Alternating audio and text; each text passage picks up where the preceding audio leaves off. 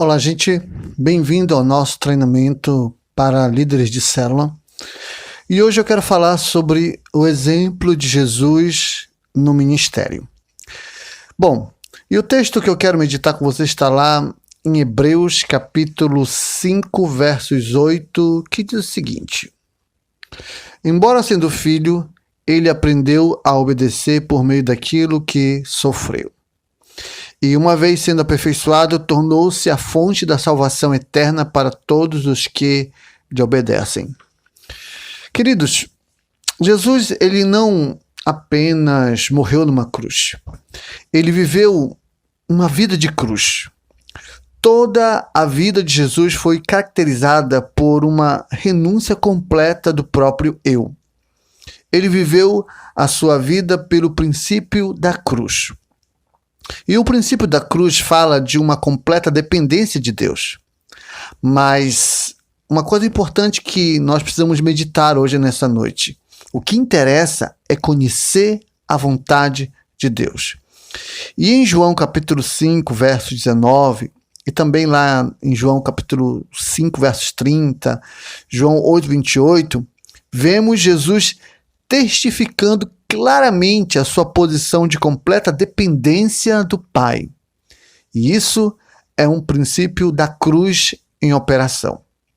O processo, digamos assim, de Deus para tratar com o nosso ego segue um certo padrão, uma certa ordem.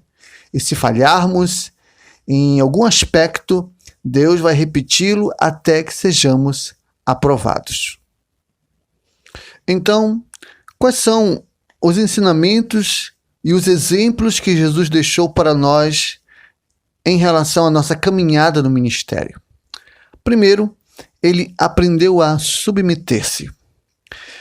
Bom, seria ingenuidade da nossa parte pensar que Jesus não precisou aprender alguma coisa. Lá em Hebreus, como acabamos de ler, no capítulo 5, versos 8, vemos que Jesus aprendeu a obediência. Então, sua primeira lição foi submissão. Antes da encarnação, Jesus já era Deus e nunca precisou submeter-se a ninguém. Mas agora, ele é um servo e teve de aprender sobre obediência. Lucas nos diz que Jesus não apenas obedecia, mas se submetia a José e Maria de todo o coração, como está em Lucas capítulo 2, versos de 41 a 51. Ele sabia quem era e de onde tinha vindo, mas ainda assim se submetia a seus pais, que eram muito limitados no seu entendimento. Jesus, aos 12 anos, já discutia com os doutores, mas mesmo assim não se exaltou sobre seus pais, antes lhe era submisso. Então, preste atenção que é muito fácil nos submetermos a quem sabe mais do que nós. Mas como é difícil ser submisso a quem sabe menos. E isso exige renúncia do nosso orgulho e do desejo de nós sermos reconhecidos. Segundo, ele teve um coração ensinável. Estar aberto para aprender com quem quer que seja é algo muito difícil. Jesus saiu para ser batizado por João diante dos olhos de todos. Entenda que deve ter sido bastante constrangedor para alguém que nunca tenha pecado, como foi o caso de Jesus, se colocar ao lado de pecadores para ser batizado. E mais, Jesus ainda usa ilustrações feitas por João Batista, como podemos ver lá em Mateus capítulo 3, versos 10 e Mateus também 7, versos 16 ao 20. E no Sermão da Montanha, o que indica é que o Senhor também se dispôs a aprender com João. Em outras palavras, Jesus ele teve humildade de se permitir aprender com as pessoas que estavam lhe dando algumas sugestões interessantes, apesar dele saber e conhecer todas as coisas. Terceiro, não agiu no entendimento e esforço próprio. Não é função nossa criar métodos próprios. Deus tem uma obra para ser edificada e ele possui uma planta do que deve ser construído.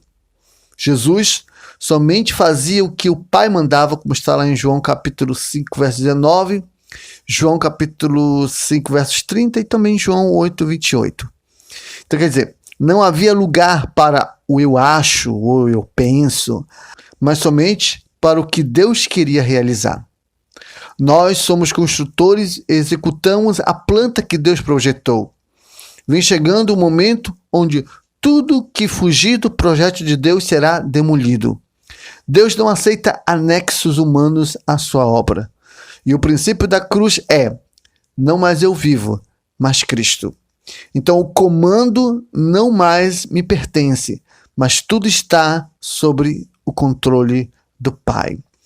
Outra questão importante que nós devemos entender hoje nessa noite é que ele abriu mão do amor próprio.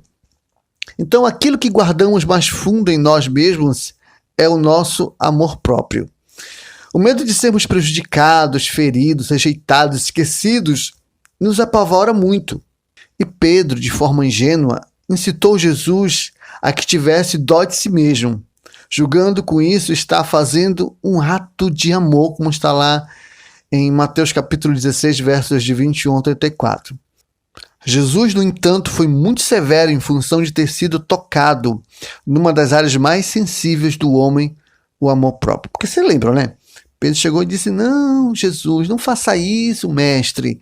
Porque Jesus havia dito que ele iria para a cruz e, de uma certa maneira, Pedro tentou tirar essa ideia da cabeça dele, e Jesus fez o quê? Disse para ele: arreda-te de mim, Satanás, porque tu não convém das coisas de Deus. Então, o propósito de Deus é que alcancemos o nível em que abramos mão até mesmo da nossa própria vida. O que diz as Escrituras? Quem amar a sua própria vida, perdê-la-á.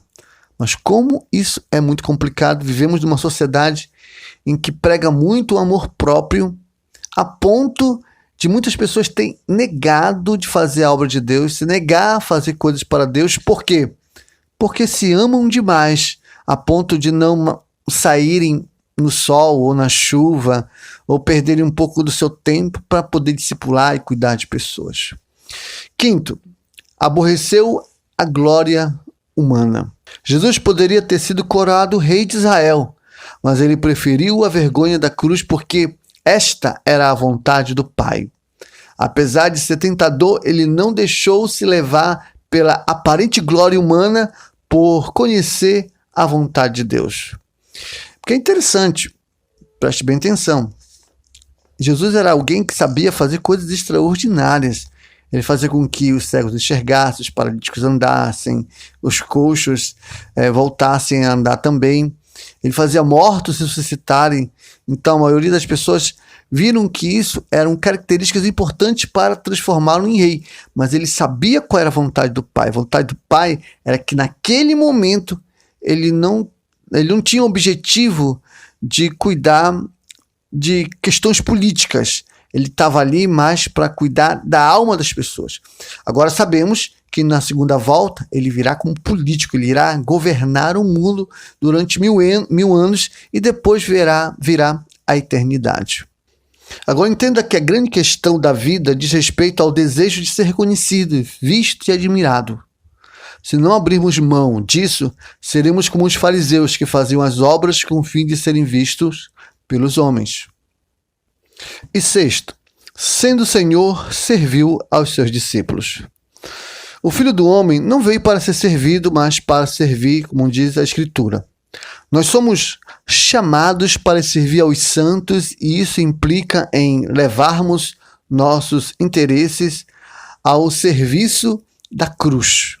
Em outras palavras, nosso ego deseja que todos estejam à nossa disposição sempre, e a cada momento nos tratem com toda a atenção e presteza.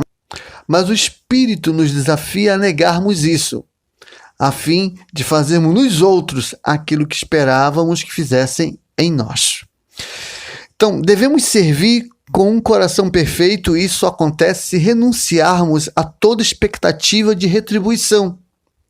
Toda expectativa de lucro deve ser renunciado. E como isso é algo difícil, porque todo mundo quer reconhecimento, todo mundo quer atenção, todo mundo quer receber um tapinha nas costas, todo mundo quer um elogio, mas um líder de célula, um líder cristão, ele tem que saber que o seu trabalho ele tem que ser feito para Deus sem intenção de receber elogios e lucros de homens.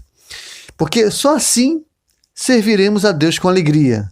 E o que vem depois disso depende do Deus que nos vê em secreto. Sétimo e último, obedeceu completamente.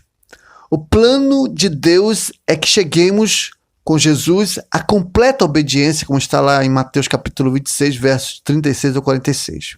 Deus não obrigou Jesus a ir para a cruz. No Getsemane, Jesus orou até saber a vontade de Deus.